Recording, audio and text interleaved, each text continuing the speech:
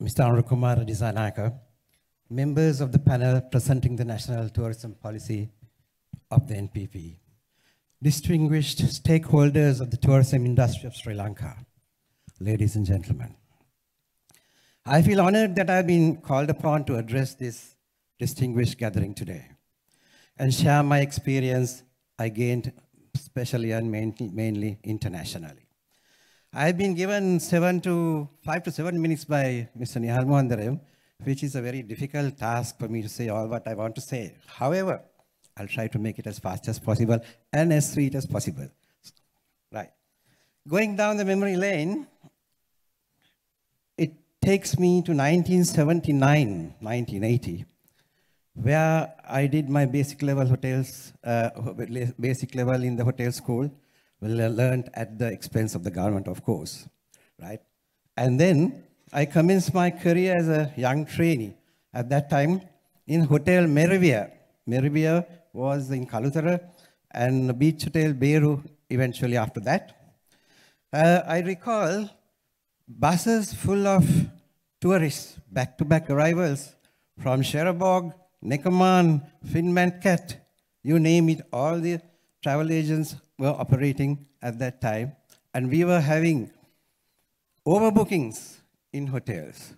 We had to give our rooms, and at the end of the day, as a trainee receptionist, I remember how much of tips that we had, and we used to spend most of the time drinking and eating. Anyway, I also would like to say at that time, we had good products, Benthara Beach, Coral Gardens, Lihinia Surf, Neptune, Triton. All these hotels were managed professionally by Sri Lankan managers, and they were very good products at the time. Those were the heydays of Sri Lankan tourism. However, eventually, I passed out of the hotel school in 1983, and I was offered a job in a resort in Maldives. The name was Makunudu. So I went there to the Maldives to visit this resort, to have a look. I was picked up at the airport, which was still very primitive, and was taken to the island by a dhoni. Dhoni is a boat where it takes 3-4 hours.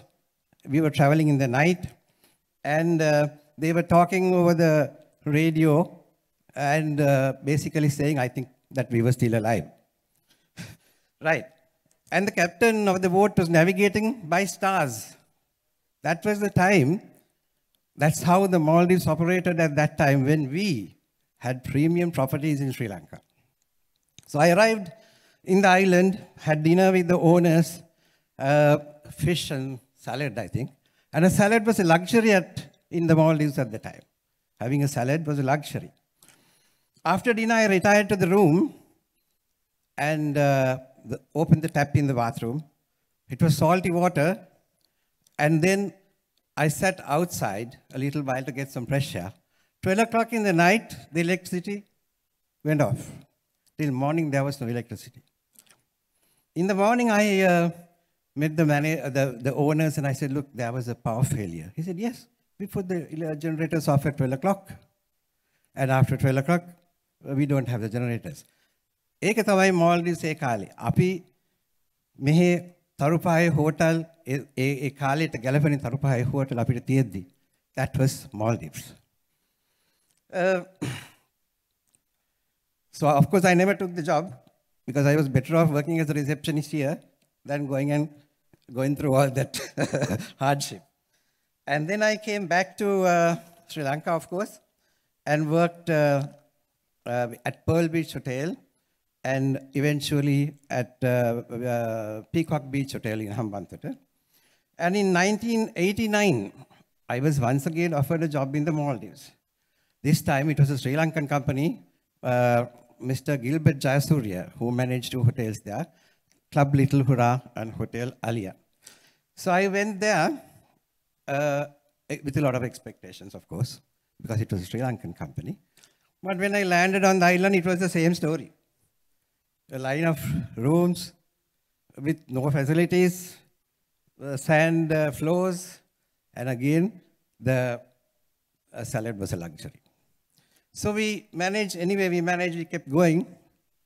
And as you realize, nothing much had changed from 93 to 1989, that was 6 years. Nothing much has changed in the Maldives. It was the same. Eventually, I joined Edgar Spence back again in 1990, this time in the Maldives with a 36-room resort called Bathala Island Resort. And we went on with the development. And when I left Maldives in 2010, we had built 7 resorts on 5 islands. And we were the largest foreign hotel operator in the Maldives at the time, a Sri Lankan company. So Sri Lankan companies were making money in the Maldives. We were developing Maldives when we should have been developing this. Of course, there were reasons for it, and we had to earn money. So, of course, all the Sri Lankan companies were looking forward to greener pastures, which is, I believe, acceptable. At that time, this development was under the leadership of His Excellency Mahmoud Abdul Gayoom and the Minister of Tourism, Dr. Mohammed Shawgi. They worked hand in hand with the resort owners and industry stakeholders of the Maldives tourism industry, and that was basically their success. I think the government can provide a platform, and a proper platform where the stakeholders of the industry should work with the government and take this industry forward. That's the only way that Maldives did it.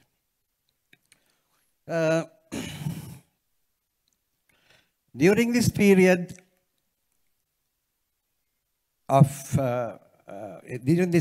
that we were there, the Maldives changed drastically. The only transfers were replaced by speedboats. Then speedboats were brought later on, helicopters were brought in for transfers. The helicopters failed, they brought in seaplanes and GPS-guided night transfers, where they were earlier going with the aid of stars. Then what happened?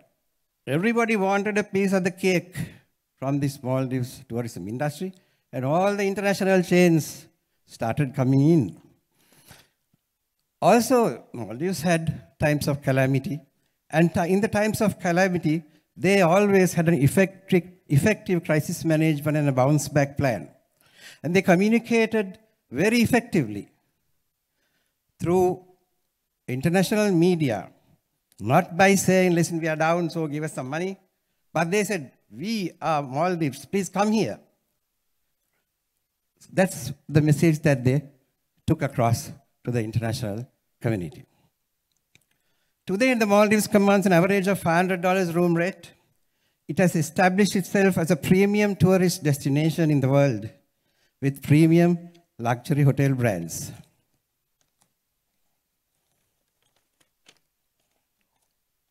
Some of them, as you know, are catering to a celebrity niche market, commanding even $5,000 to $10,000 per night or even more.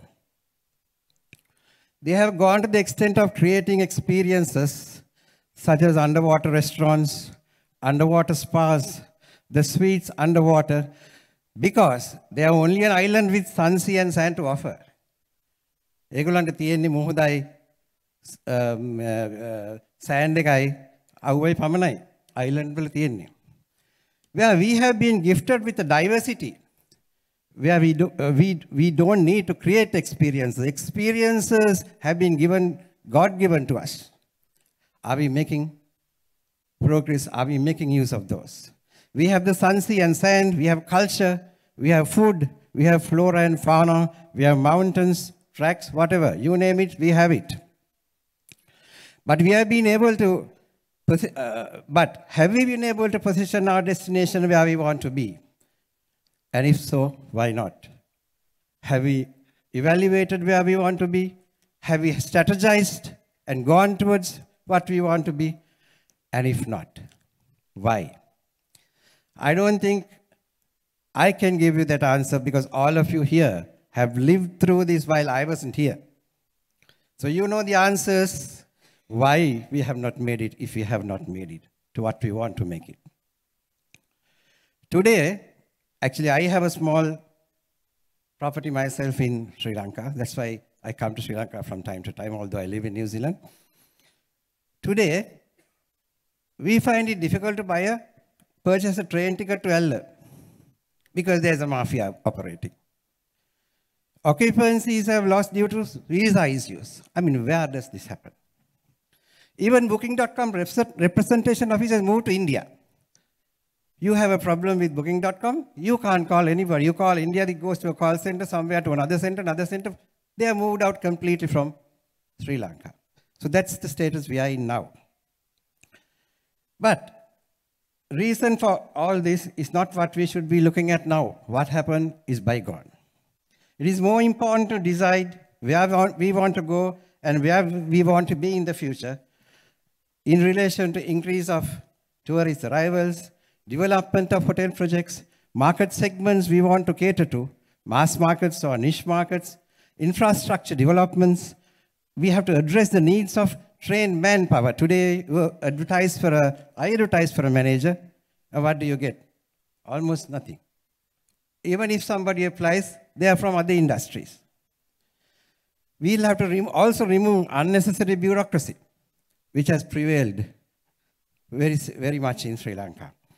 Everything that has to be done has to be identified and cleared. I presume the National Tourism Development Policy being launched today will address these issues in general and provide the base to handle these issues, which of course should be eventually be fine-tuned with the inputs of all the stakeholders here and executed under the leadership of Mr. Anurukumara Disanayake by suitably qualified officers working hand in hand with the stakeholders of the tourism industry present here today. That's the only way we can go forward. Mr. Disanayake, if and when, no, I wouldn't say if and when you win the elections next month, you don't have too much time. We need you to implement the required policies and reforms without delay because we need this money, we need to survive. It is of utmost importance and dire urgency that you implement everything and get everything going as fast as possible. On a lighter note, people in these areas, Bangladesh, Sri Lanka, although we have not mastered some things, we have mastered some things. We know how to get our presidents out if they do not perform. But I'm sure that doesn't apply to Mr. Anurukumara Disanayake. It's not a concern at all. So ladies and gentlemen, let's pledge our allegiance to the NPP and to Mr. Anurukumara Disanayake for a better future. Thank you very much and have a nice evening.